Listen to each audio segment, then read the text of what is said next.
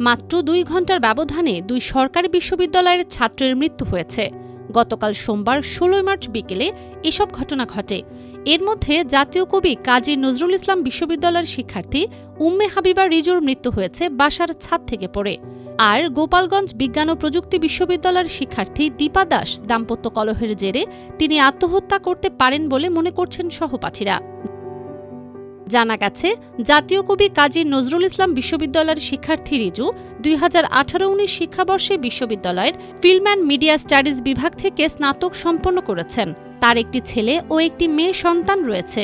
তার স্বামী মোহাম্মদ রশিদুল ইসলাম একজন ভেটেনারি চিকিৎসক। ফিল্ম অ্যান্ড মিডিয়া স্টাডিজ বিভাগের বিভাগীয় প্রধান ড জিল্লুর রহমান পল বলেন, আমাদের শিক্ষার্থী রিজুর অকাল মৃত্যুতে আমরা শোকাহত। তার পরিবারের সাথে যোগাযোগের চেষ্টা করছি। মহান আল্লাহ তাকে জান্নাত নসিব করুন।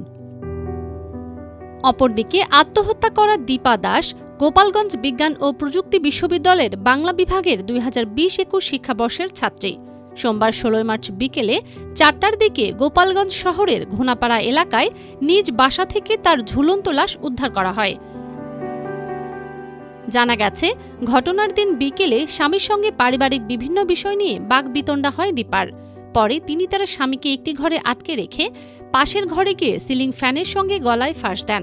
পরবর্তীতে তার স্বামী বাড়ির দারোয়ানকে ডেকে ঘরের দরজা ভেঙে পাশের ঘরে গিয়ে দেখেন তিনি ফ্যানের সঙ্গে ঝুলন্ত অবস্থায় আছেন।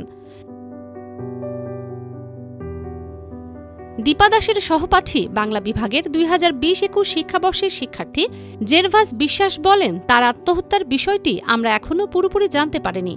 তবে দাম্পত্য কলহের জেরে ঝগড়ার পর গতকাল বিকেলে তিনি আত্মহত্যা করেছেন বলে জানতে পেরেছি। তার মৃত্যুর খবর পেয়ে আমরা খুবই শোকাহত।